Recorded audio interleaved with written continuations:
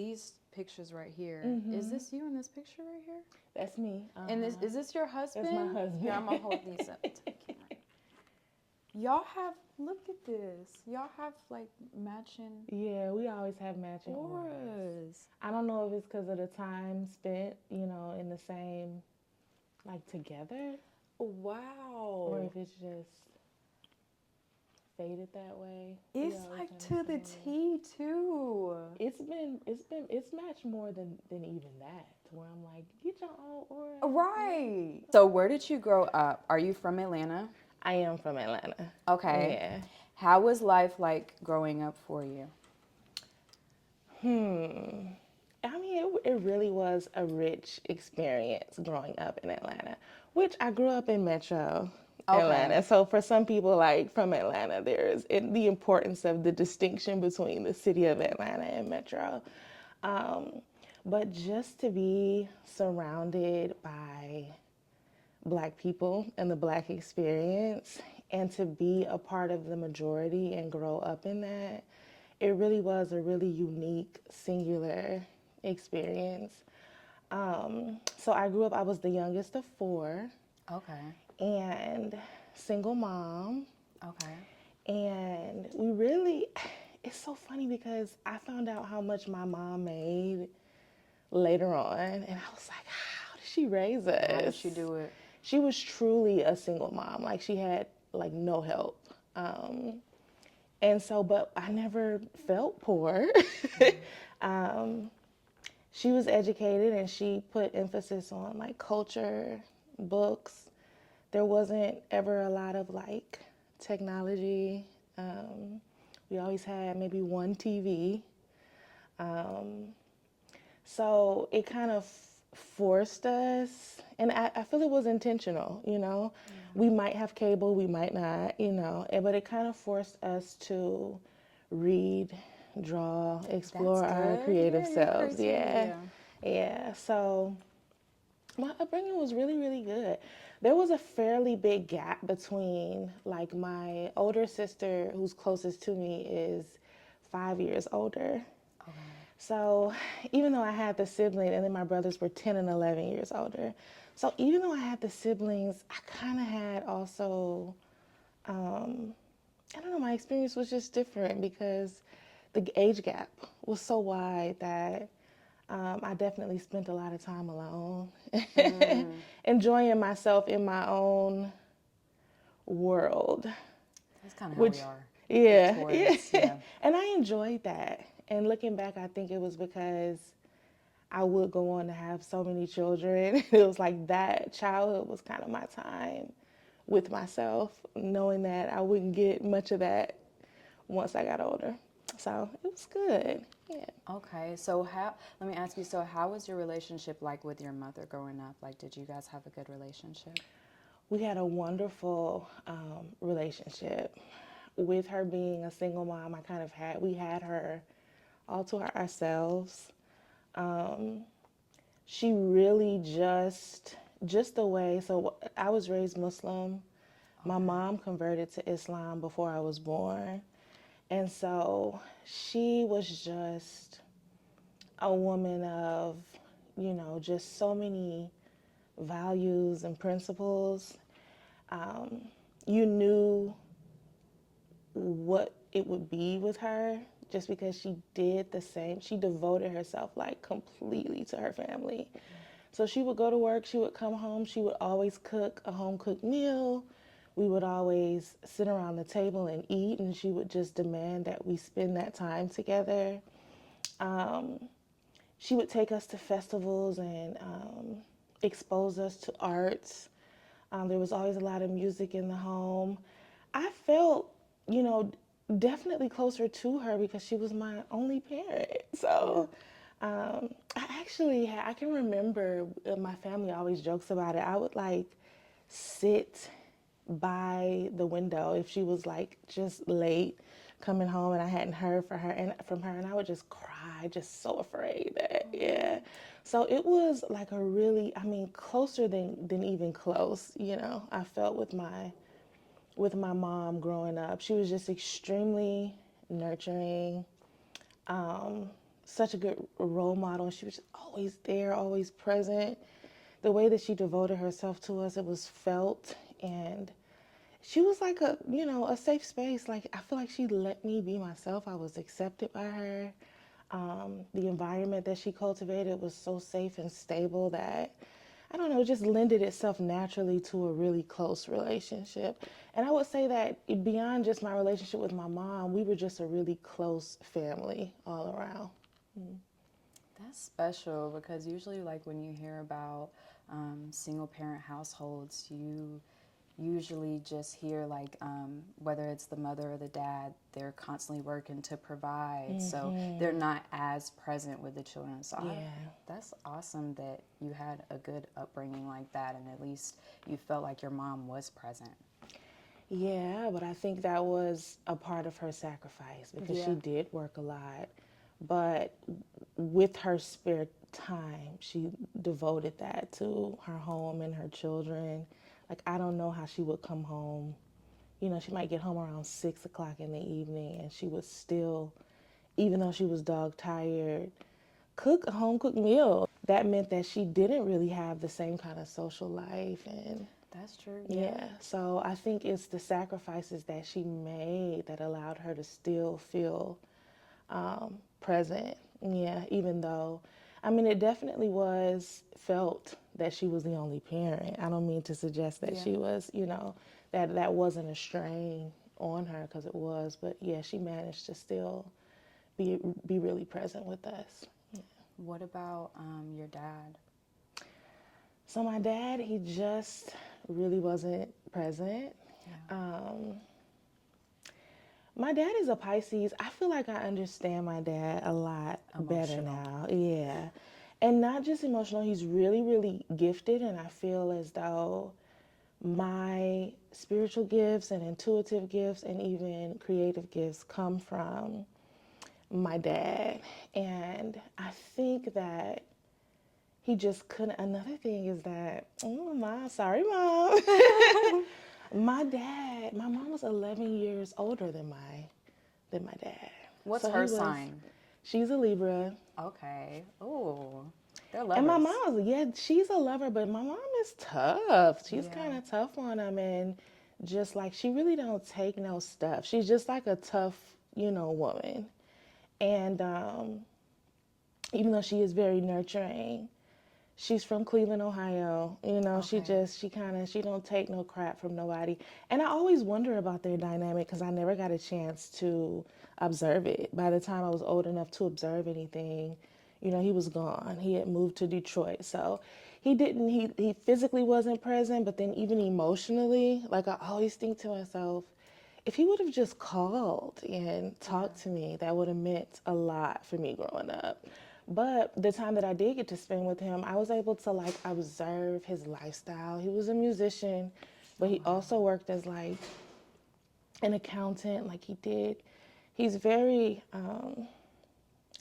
like left brain and right brain. Okay. So very, very intelligent in terms of math and those things, but then also very artistic as well.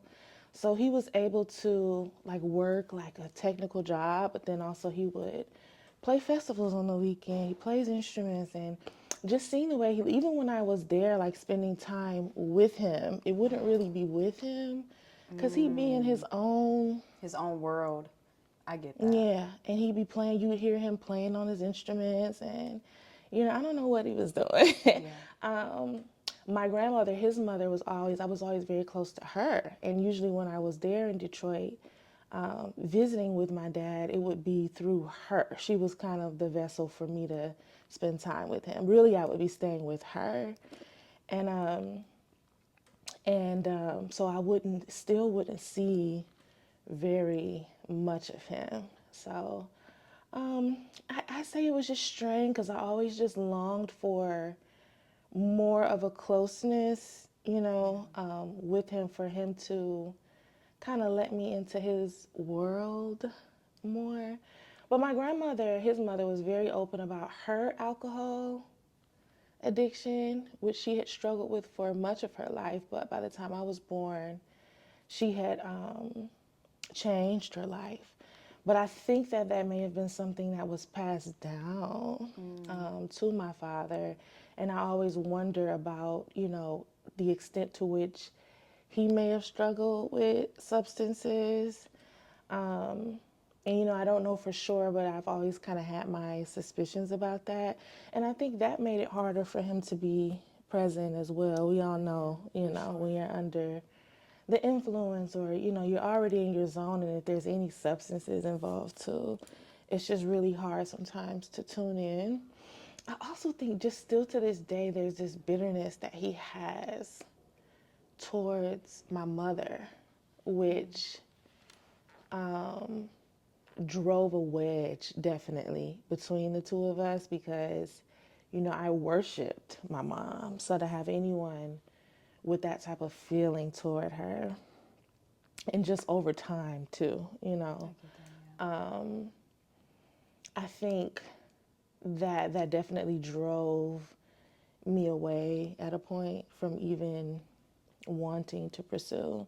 Like maybe if there was in adulthood opportunities for me to pursue a relationship with him, things were said and things happened to where it was like, if you're not cool with my mom, or if you feel that way about my mom, it's gonna be tough. So yeah, so it was always strained with my dad. Yeah. So how do you think, just with your relationship with your mom and your dad, how do you think that has that affected you as an adult? Absolutely. Absolutely. I always think of my, not having a relationship with my dad as being the greatest wound of my life. That father wound is Yeah, deep. yeah. Yeah. For sure. Just the feelings of abandonment and rejection. When I look at my relationships, just it was a mess How trying did to that pan navigate out? that. It was a shit show. Yeah. Yeah, I It feel was a that. shit show for a long time. I had to do a lot of healing. I think that I was just always running from abandonment and rejection. So I would do anything to avoid that feeling, whether it meant clinging on to relationships that didn't serve me. And I also think that I over relied on my relationships with my older brothers as well as a result of his absence, which they were never father figures to me, even though they were 10 and 11 years older. But I think that since it was all that I had, so for example, one of my older brothers was just always mean and resentful. He apologizes profusely, like now, about that and takes, accountability for it, that he just treated me really, really badly, verbally, and just was extremely dismissive and hurtful towards me. And I would just, the more he would do that and push me away, I would just want to cling to him more. And I would just want to understand him better. It was like the more I kind of learned that dynamic of when you're pushed away, good, because that just means you just need to work harder to get, Yeah, to get their and love. perform in a sense. Exactly, Oh, exactly. So, and then it also made me like kind of desensitized to, if someone is mistreating you, it's almost like it was okay. And I do think in our family growing up, one thing that I wish had been addressed was his treatment of me. It kind of never was addressed. It was kind of like, oh, that's just how he is, And I still don't know why that was, but it was like it was an accepted thing to where I kind of learned. So a lot of what I learned about men and relationships, I learned from my older brothers. It's pretty toxic. They didn't have their father, in their life. They were very wounded. So, and they weren't mature, So that I feel like that was harmful, but it ultimately it still goes back to my dad not being there, because had he been there in the way that he should have, then maybe I wouldn't have over relied on them to learn relationships. So I mean it really was a disaster, and to this day I still struggle with that relationship, but I was able to just do some healing after recognizing the patterns and I knew that the common denominator was me. And for a long time, I couldn't understand because I felt like, oh, I'm just pouring out all of this love. And I was pouring out a lot of love. And I was being mistreated and mishandled. But I had to also recognize where, my wounds were playing out, Yeah, So I was able to get past those things to an extent, but it's something that I still have to consciously be like, okay, rejection is protection, Yes. Yes. Abandonment, it's really, you don't really experience abandonment the same way if you don't abandon yourself, so Definitely. first. So just coming to the resolution, even after being married, still having to learn that, hey, I can't control if someone does this to me, but I won't do it to myself. It's just been a long time coming, and I feel like, fathers, be there for your daughters, because I honestly feel like I'll grapple with it my entire life. It runs deep. And you mentioning your brothers being mean to you, it made me think about, I don't know if you were told this, but I just remember being told when I was younger, oh, when a boy is mean to you, he's flirting with you. Yeah, he likes you. So that's kind of like taught to us, like in little nuances at an early age, that aggression or even like passiveness or like even toxic masculinity is supposed to be flattering to us women, and we're supposed to chase after it or just be flattered by it. And that's like that's not that's not factual at all. Right. We have to unlearn too when it comes as far as the fear of abandonment. Sometimes we can self-sabotage so much too to reaffirm that fear.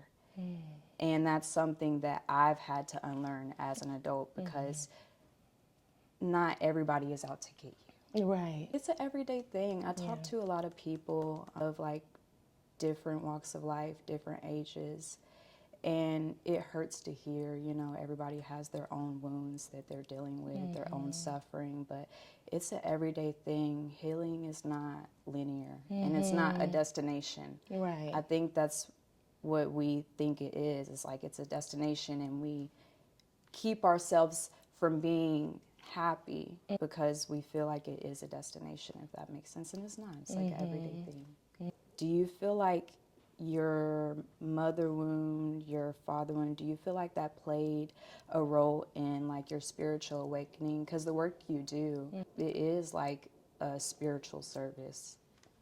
Yeah, for sure. That's definitely what it is. And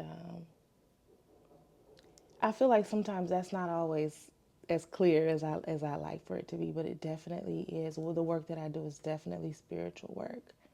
And it's definitely healing work as well. Yes, I'm so glad you asked that, because one important point of reflection and just trying to figure out, I believe that everything happens for a reason. And I even believe that we choose, our parents. Really? Yeah, I What do really you mean believe that. by that? Well, I think that we sit up there with God and we know, like, have you watched about near death experiences, or like kids who can recall their previous lives? Yes. There are just so many common threads in what they're saying that it's hard not to believe it, and then I already believed it anyway.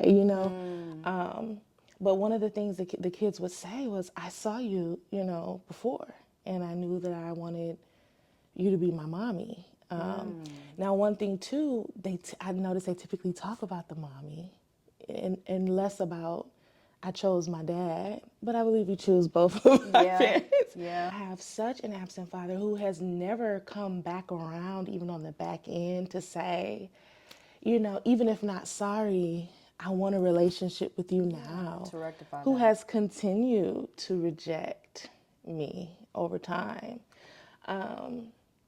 And one thing that I was able to understand was that in terms of like my spirituality and how I developed like that my gifts and even just my relationship with God, it was because I didn't have a father. So, and not only did I not have my, physical father, I had no father figure. So I had no fathering to speak of. And so God really was my father, truly. And I think that out of necessity, and also my mom was very intentional about teaching us to pray, in the Islamic faith. Prayer is a huge thing. And so she taught me prayer early. I began to pray and notice that my prayers were answered early on. So that relationship with God, I feel like I developed maybe sooner than a lot of people, where you're taught relationship, but then it takes a while to really cultivate that relationship. So from a very young age, I had a really strong connection with God. And I feel like that God wanting me to be God's child and not anyone else's, I think that that is at least one of the reasons why I've chosen this experience, just so that I could be just that much closer. I had no choice but to lean on God for protection, for guidance, for literally everything. And I think that's been one of the things that's been at the crux of my spirituality as well.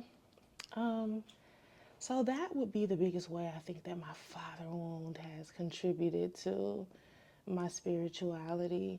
Also, of course, the empathy, that you get from any painful experience. That's a gift, though. Oh my It goodness. is. I used to think that it's like such a curse, and it can be if you don't know how to like balance it and Yeah. protect yourself. Yeah. But it's a gift more than anything. Yeah. And even just, I think of who my father is and who my mother is. And the older I get, I realize I'm similar to my mother in terms of my values, my manner, the way that I approach and look at life can be very similar to my mom, but I'm really so much like my dad. He's the one with just, and my mom has her gifts, but he's very in tune with himself, just spiritually. And like I said, he's very, creative, which those things are connected. So I also feel like, even though he wasn't there, I wish he would have been there to help me identify and work with my gifts. Because one thing that I didn't experience growing up was a lot of validation of my gifts. I was told that I was too sensitive, and then it was a bad thing, and no one ever said, wow, you sure have a way of like knowing things beyond your years, or it just wasn't recognized or validated with my mom's side of the family, or within my home.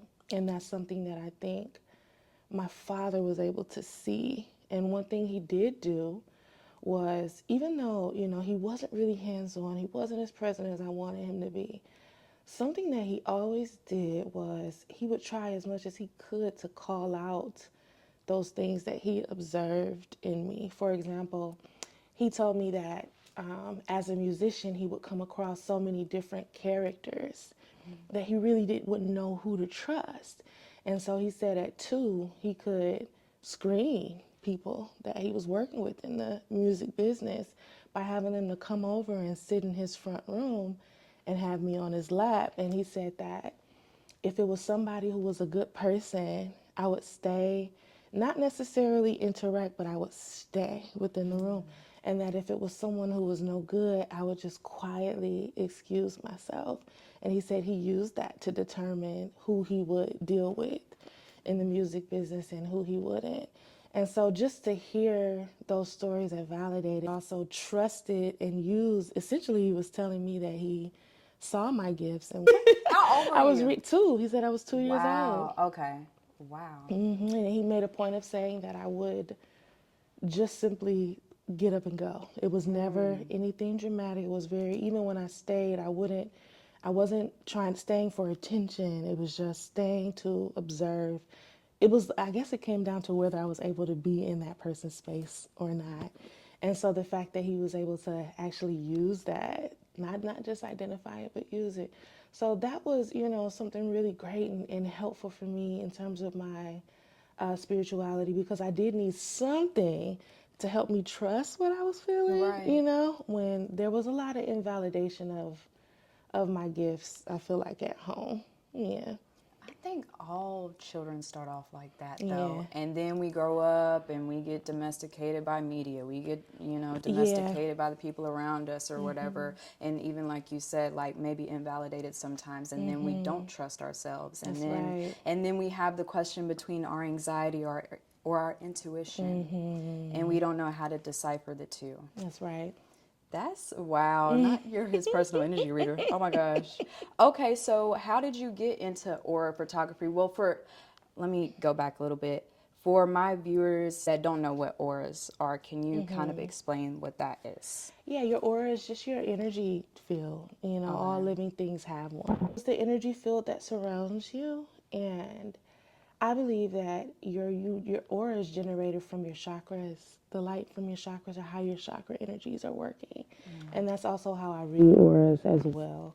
And so, even though one common misconception with auras is that I love to clear up as often as I can, is that people say, oh, my aura is going to be black. It's very rare that you see, but even if you have, I have seen that once or twice. Really? And out of the thousands of aura photos that I've taken, and even that, it only means that you're so drained that you just don't have any energy. You have very little. Your energy field just is what it is, and also it can be balanced or imbalanced. So people are thinking, oh, my aura may not be beautiful. You may have a very visually appealing, aura. It's just your energetic field that carries, you carry so many things in your energy with you. We're actually calling in, things are happening for us in the spiritual or in the energetic realm before it's happening physically. So that's one of the things that's always been so enticing to me about being able to see auras, that you can see the things that haven't materialized physically. And obviously you can see things that you just can't see with the physical eye, like angels, spirit guides, orbs, and things of that nature. Okay. So how did you get into it? Like, did you just like fall into it one day, or did you have a spiritual awakening? Like, how did you get, because before I came to you and got my aura photographed, I didn't know anything. I didn't even know that you could like photograph auras. Yeah. I know some people can see auras if you practice enough with your naked eye. So how did you get into it? That's a good question. And that's one of the most common questions that I get. So I was actually a teacher for 7 years. I was an elementary school teacher. And that was like my first career. But then it fell drastically out of alignment for me. I knew that I had to get out. I had 3 small children.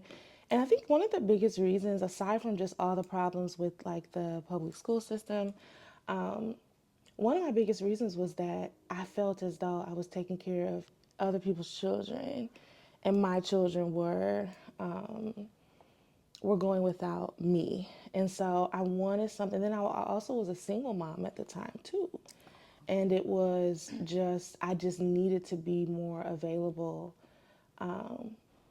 for my children. But it's very interesting that how it all unfolded, because I just think that part of the reason why I just had to go was that I was about to start, and this was this, I think this was like my Saturn return, I feel like. Okay. Where it was time for me to acknowledge and live in my gifts.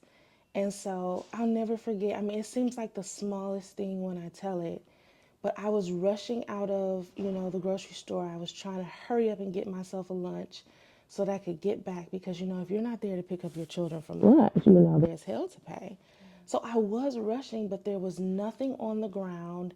It wasn't a shoelace situation, but somehow I fell flat on my face. And it was just like such a physical manifestation of like what was happening for me. You know what I'm saying? Spiritually. Yeah. That and then there were accidents. I got into multiple car accidents. So like Oh, things wow. started to get very literal, you know, to where it's like you're crashing out, you know, Yeah.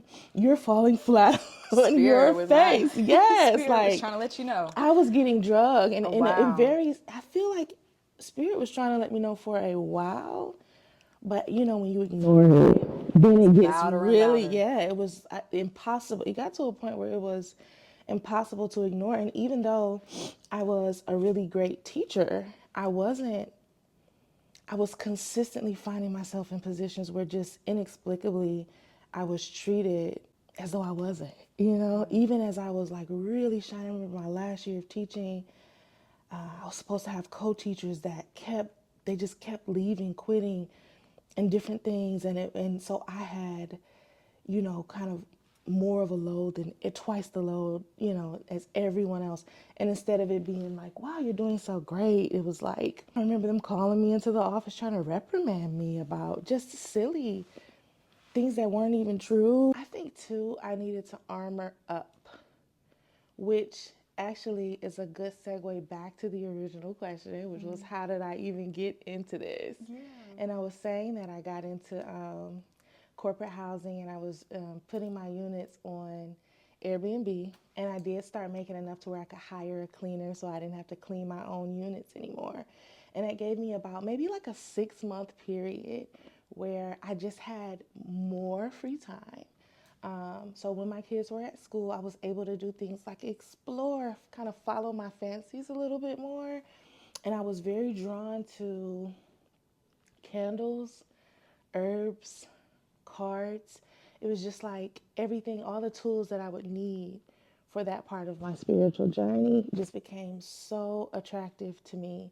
And it just was natural. I would go to Seven Nanda, shout out Seven Nanda. They had everything that I needed.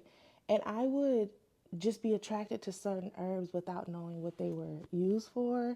And I would look them up later and I would realize, oh, that was exactly what I needed. So just very naturally, I was attracted to certain card decks, you know, just to start working with them. And then I just started lighting candles. Naturally, I knew to like write certain things on the candles.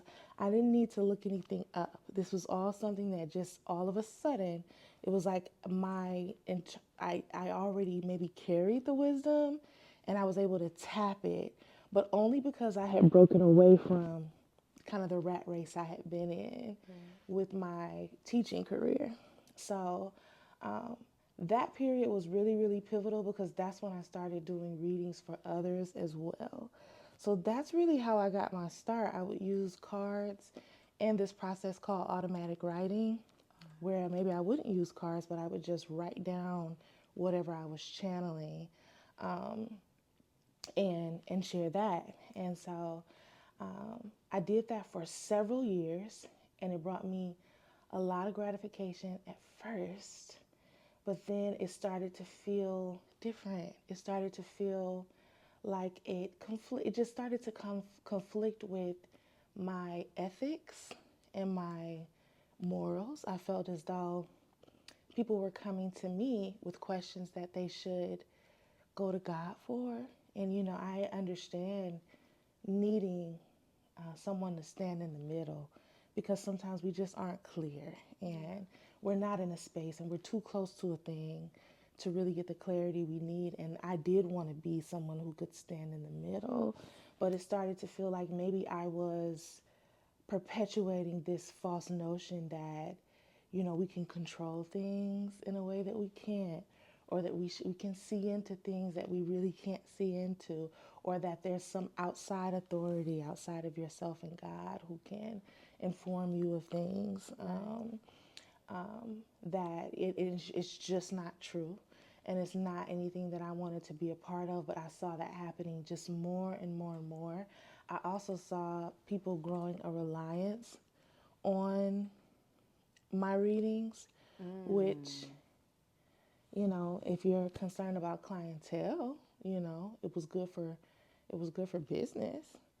But it really was concerning, for me. I genuinely felt as though if I just talk to you, I shouldn't be talking to you, again. I shouldn't be reading for you again a week later, A week later, or yeah. even 2 weeks later, that there's something really toxic happening. And even though I could put it, and I hear a lot of practitioners put it on, the clients and the people, but you have to take responsibility for that as a practitioner as well. There's some way in which I am participating in this dynamic that can't be healthy and that had to be addressed. So I stopped doing readings for a while. And in addition to that, I didn't have, when I started doing it, I had practically no boundaries. I didn't have the personal boundaries. I was still so much of like a people pleaser and hadn't even identified that. And I had no protection rituals. So I'm just out here doing this without protecting myself, and it was so draining too. That was the other thing of I've got to stop this. So I stopped for a while, and in that time, maybe the span of a year, I first of all realized how much I love to do it and that I have to do it. That I felt like, this is not something that I could just stop doing altogether.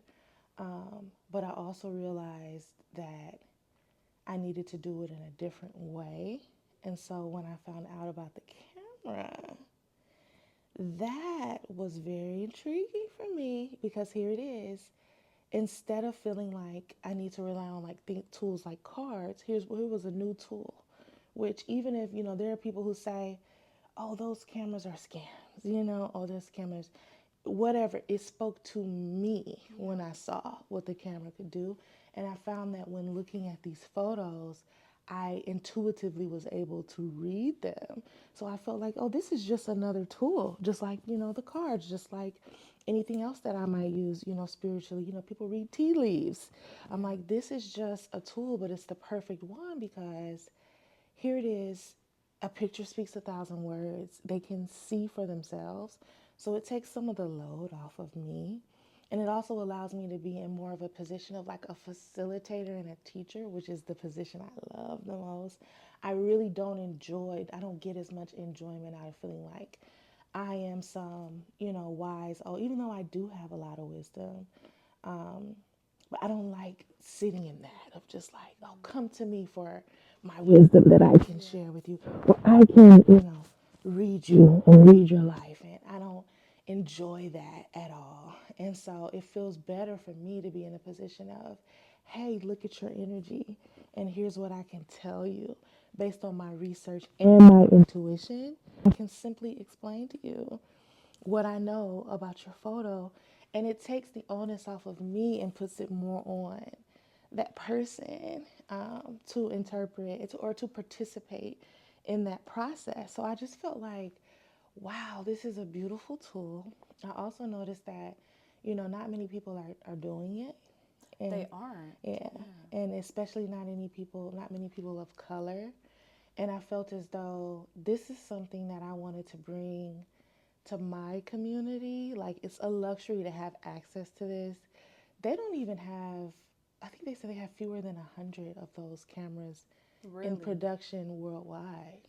Wow. And so people don't always understand, how rare it is that you can find someone who can offer that service.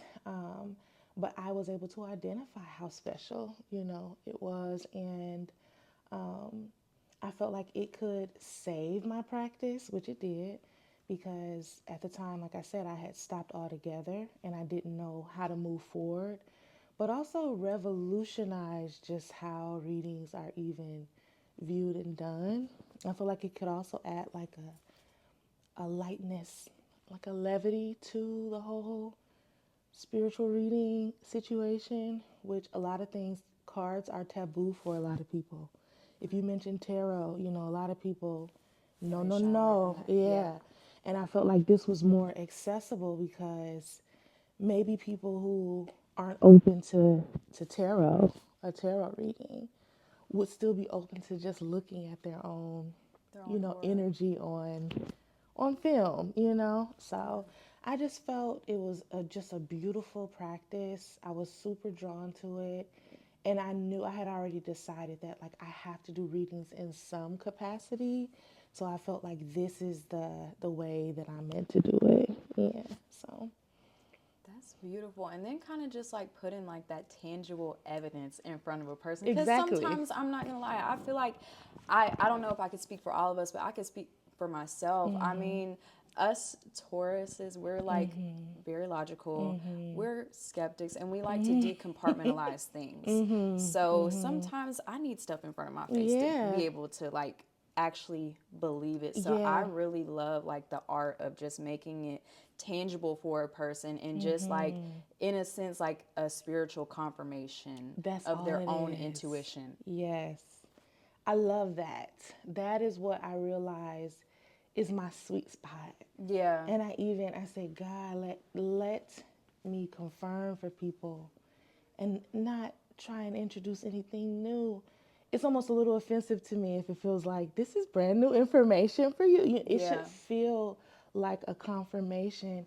And I love that comes out of people's mouths so much. And I take that as the highest compliment on my practice when people are like, that was a confirmation for me because that's what I want it to be. I genuinely believe like we heal ourselves and we have people who maybe can help us to tap into our abilities or maybe can help us in the way of, maybe guiding and facilitating our own healing. But really, it's on you, to heal yourself. And I want people to feel empowered to do that. So that's really what it's about. Yeah. This was a question that I really wanted to ask you because I was looking on your website and I seen like the aura interpretations, the balanced qualities of it and the imbalanced qualities of it.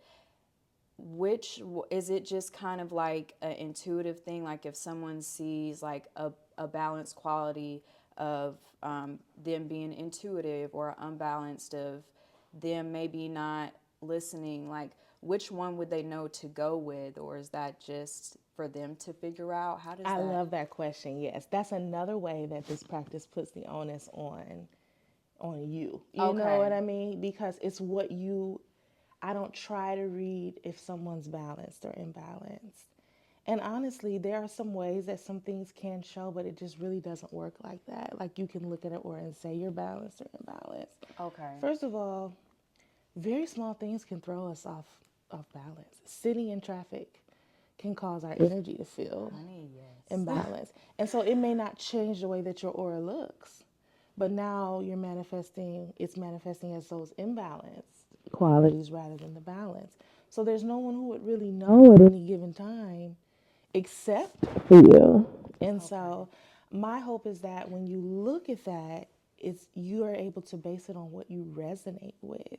For example, Okay. I had a guy, his aura was red, and when he actually read over the imbalanced qualities in front of me, and he said, "Wow, joyless." One of the imbalanced manifestations of red root chakra energy can be that you're joyless. And that just really resonated for him. And Wow. just to see someone resonate with something that was imbalanced, it just showed me like maybe the fear is that people won't be honest with themselves, That's and true. say, actually, I'm more of the imbalance than even the balance. But seeing someone be so honest and seeing how easy it was for him to be honest with himself. I mean, even if you don't say it out loud or share it, what you're resonating more with. You know if you're feeling joyful and centered or angry and joyless. You know what Yeah. I'm saying? So it really is left up to that person to determine that. I call that the dirty work. Yeah. So It's when I not do my easy readings, I speak as though everyone's balanced, and then I leave the dirty work up for to you. them to figure out. Okay, I get that. Yeah. Okay, so how often can people's auras change? So that's another really common question that I'm glad you asked. So every about 30 days, you're going to see some change in the aura usually. But then it just really depends. I've seen auras hold steady for a long time to where to the point where someone gets annoyed and they feel like, Really? dang, my aura still looks like this. You know, I was hoping that it would change. And I've also seen to where some people's auras are more changeable. I've seen where some people's aura holds steady for a while and then it starts to change and look different over time. So it really is about where you are in your evolution. I will say that some people do have a more like my aura, as much as it does change, it's typically some combination of indigo violet, white, blue. You know, it's typically going to be one of those. And I would say that the most common dominant energy that I tend to see is blue, you Yeah. know? So you really can sometimes gauge someone's maybe most natural energy when they continue to get their auras photographed or documented over time. But some people are just more changeable. Some people are going through a certain phase where they're working through certain things. Maybe your throat chakra is an emphasis right now. Maybe your root chakra. You've got to learn, you know, to get centered and grounded, and you've got to learn trust. And so you're cycling through that. So it really just depends. But people are always like, how often should I come? And so every 30 days, even though what I most typically see is that some things stay the same in 30 days, in the course of 30 days, but there's are at least one or two changes that are worth, you know, that would justify a new reading after 30 days. Yeah. But there is a misconception, like some people are like, oh, I just had a bad morning today, and I'm afraid that that's going to affect my aura. It's not like a mood ring, and I've seen even some aura readers or aura photographers perceive it more that way.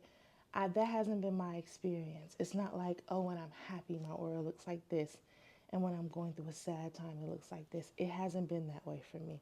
It's not that changeable like mood ring, you know? Okay. It holds steadier than that, you know? And you can be, there's room for joy and unhappiness and sadness and all of the emotions, and your aura still stays the same. You know, your aura doesn't need to change to match every emotion that you feel. It isn't that fickle, but it does change over time.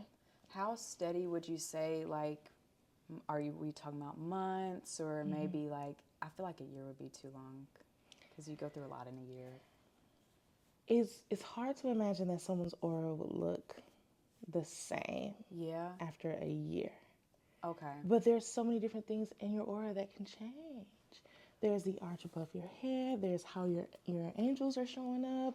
There's new energy coming in, old energy leaving out. There's your dominant energy. There's so much to an aura that it's hard to imagine that it would look exactly the same over the course of an entire year. But you can see what holds steady. Okay. And I have Okay. I have some examples of that I can share with you later. Yeah, for Yeah. So sure. if you want to clip it in. Yeah, I want to put it Yeah. in the video for sure. I thought you were gonna have your machine here, because I like just explaining it. So you have the two hand parts, right? And that's, if what I can remember correctly, is just the two hand parts that you put your hands on, and then you have the camera right here. So how do the hand parts play a role Right. in reading it? Right. So you can even see on the metal part of the sensors, there are like these holes almost. They look like just little holes that are almost that are aligned with like the chakra points, or sometimes they're called the acupuncture points in Okay. your hands. So it's very aligned with things like acupuncture, and just the idea that certain points you can gain information about a person from certain points in the hand, especially in the hands and in the feet. And so it's taking information from those data points, those chakra points in your hands in order to display through its complicated algorithm, which I don't, it's a protected algorithm that I couldn't understand if I even if I tried to, exactly what algorithm they use. But that is what they're taking. The sensors are taking information from the chakra points in your hands in order to display your aura. Yeah. Okay. Yeah, so that's the best way that I can explain it. But I do get people who are like, really into the science of it, and they come in and they want to know. But that's never been like, it's almost like explaining how a tarot card works. Right. This is just a tool. It's up to my interpretation. You Right. know what I mean? So I I invested in it as a tool to aid me in the practice that I was already doing. So yeah, a lot of how I read it is some of it is based on the science behind it. The technology that it's evolved out of is called Kirlian photography. Okay. But it also is, it's intuitive as well, And I've always been drawn to the fact that I am able to read these. I'm taking meaning, from this. So it's hard sometimes to appease people who want to know the exact science. Also, they've managed to keep their like formula a secret. It's Yeah. protected, and you can Yeah. understand why. That's why they are in such. There aren't a lot of them. They're literally the only company that Wow. makes these cameras in this way, where you can get like a Polaroid. Yeah. So yeah, I love how you say tools too. Like a big emphasis on the tools, even as far as like crystals and even tarot cards. I think that's how we can get a little too enmeshed and yeah, overboard sometimes. Because, yeah. honey, every other week, it was a point in time I was subscribed to, I don't know if you know, probably not, Tyler's Tarot on Uh YouTube, huh. Rich Lop. Uh I done huh. subscribed to them, put on the post notice for whenever they post about Taurus. And I'm Yes, just, it just we get got like, into it. yeah, it got unhealthy. And I think Yeah. when we rely on things for a guidance outside of ourselves, it's not really Yes. a guidance. Yeah. We can only find the guidance like within Yes, ourselves. that's right. So I like how That's you right. say it, how it's a tool. Yeah. I like that a lot. Yeah. So what other services do you provide I outside still of? do. I still do. And as quiet as it's kept, the secret's been getting out that I still do card readings. And I'm very Okay. gifted. I'm very gifted at card readings, but cards can get so specific that, sometimes I still struggle, just with it. You I know what I get that. mean? Of just wanting to make sure I'm doing it in a certain way. And, I really do have certain ethics that I use. But I do offer card readings. I can do readings just based on, I think I mentioned automatic writing, where I don't, if you're not comfortable with cards, I can just channel and just write it down, write out what I'm getting. Um, what other services do I offer? I guess that's it in terms of energy healing service. I'm trying to think if I'm leaving anything out. No, I'm And not. That's pretty much it. the aura readings with the aura. Right, the aura readings. Okay. So that's the big thing, Okay. is the aura readings. And then just within that umbrella, I do individuals and I do couples as well. Okay. That's been something I've come to really enjoy. Yeah, Really? that was an That's interesting. unexpected treat to get to encounter couples and even sometimes help and aid in healing with couples as well. And I also want to start doing photographing children if their hands are big enough. Oh, wow. Yeah, I would love that. yeah. What So about it? Could you do animals like with the little? a lot of people do, and at first I thought that was something that was cool, but I realized after doing a couple of dogs, No. I don't like it. No. Yeah. I don't draw as much meaning from it. Okay. I don't have as it doesn't give me as much. I don't get the downloads for Yeah. for animals in the same way. Wow. Yeah. And then like the reaction afterwards, I'm sure. I mean, a dog can't be like, "Oh my God," but I yeah. know. Yeah. Yeah, so yeah, there isn't that Yeah, fulfillment that either. gratification. Yeah. It is. Okay, so last question. What's the best piece of advice you've ever been given? Or the first thing that pops in your You know mind? what? No, it's accept your own and be yourself. Okay. The Honorable Elijah Muhammad says that. And I'm Muslim. I was raised in the Nation of Islam. And people always talk about, so much love and respect for Malcolm X. But the wisdom that he had really came from Elijah Muhammad. And so when I think of like the best advice I've ever gotten and what I always come back to, as simple as it sounds, is just to accept your own and be yourself. Advice that I still live by, especially when it comes to accepting your gifts, your uniqueness, your idiosyncrasies, and just also being able to receive what belongs to you, not sabotaging what's yours. Like, this is yours. Accept your own. This is what belongs to you. So accept what you're meant to have and also be yourself. Yeah. I love that. Aww. I love this. You are so seen. I just want to let you know that. Thank you so much. I don't know why I appreciate just that. got a little emotional. Oh, thank you yeah, so much. You're so seen. And thank you for the opportunity Of course. to do this. Yeah. I really appreciate it. Like, now that we've done this, I've learned so much from watching you and how you set up and your equipment and how you do things. But then also, it just like, I think I used it to pop the cherry to where I feel like I can do it. You can. I feel like I can go ahead and do what I need to do. You're know? well spoken. You're very thorough. I love it, and you're just like your energy is very soothing for other people. Yeah. Yeah. Thank you. Oh, I love this. Where can everybody find you at? So our Instagram is 7 Art Studios, the number 7 Art Studios. Okay. And the website is www.7artstudios.com. Okay. And on our Instagram, we try to be super accessible. I say we, but it's me. Look, you gotta say we. So text me. Yeah. Look, you're the team, honey. Right. I was just literally telling him earlier. I was like, yeah, sometimes I'll act like I have an assistant, Right. so people take you serious, But I will say, like, this has been such a journey, and it's something that I've recently been called to like really reflect on because we just made 3 years. Oh, wow. And even though my husband has now pursued other interests, I have had help building the business. Yeah, it's been me and him. Even still, when we book events and stuff, he's there taking the photos, unpacking the equipment, packing it up.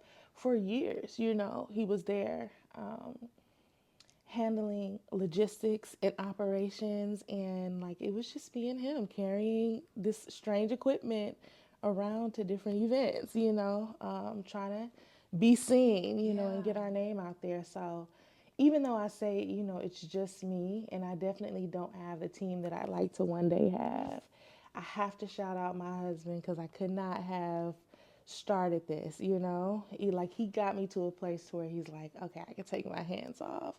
But he's been there and still is for me. So he is my partner in this business. I love that. That's beautiful. Well, honey, both of y'all are doing it. Thank you. You're thriving. I love it. I wanted to get some of your artwork in too. Okay. If you can. Some of them are for sale, but for example, this one I made when I was grieving my grandmother's death, my father's mother. Wow. And that's why it says cry. And it actually came out looking like a photo of her that I had never seen before until after I finished this painting. So it's so sentimental that I would never sell it. And then it's crazy, the little small caterpillar looks like a mini you too. It is. So this was meant to represent just the evolution of like me from cocoon to butterfly. The hair clip is the butterfly to caterpillar. But then to me, and there was a time where I had locks and my hair looked like that. So that was intended to be a mini me. Oh. And I think this was my first depiction of myself as well. Mm-hmm. So I felt like that was super sentimental and I would never sell that. What's your moon and your rising? Virgo moon and Pisces rising. I can see it, yeah. I knew you had some water. I can see that. Yeah. Okay, what about this one? Now, that one was actually my first painting to end up in an art show. Mm. And I guess it was like my first foray into something more complex. I just remember having a lot of dreams about that, of every little thing, every little detail came to me in like a dream. But the funny thing about this one, I don't have as much of an emotional attachment to that one. So that one is for sale. And then those two over there were like my first and second. This one right here was my first that I ever did, 2020. Okay. And these are just prints of them because they have been sold. And then we didn't talk about it in the podcast. I guess I forgot, but my business, I was burning every goddamn candle. I had light the house on fire, burning candles, every color, trying to save my business. Yeah. And it just wasn't meant to be. But it was because I kept saying, if I get enough seed money, once I get enough, I'm just doing this to get the seed money to start my art studio. But I was never going to get out of that. Once you start getting the money and it's fast and now so much is required of you. So I think it just had to crumble, and I wound up over the course of like the pandemic losing all 5 of my units despite my efforts to keep it. And so in an act of just complete surrender, something told me, and I followed the urge to go and get paints and just to paint, just to release. And that was the first one, and those were the second and third. So even though they're sentimental, I did have somebody at the time who purchased them. These pictures right here. Is this you in this picture right here? That's me. And is this your husband? That's my husband. Here, I'm gonna hold these up to the camera. Y'all have, look at this. Y'all have like matching Yeah, we always have matching auras. auras. I don't know if it's because of the time spent, you know, in the same, like together, Wow. or if it's just faded that way. It's We always like have to the same. T too. It's matched more than even that, to where I'm like, get your own aura. Right. Thank you so much for coming on. Yeah, you're good. You're welcome. You're good now. Thank you welcome. so much. This was awesome. You're like,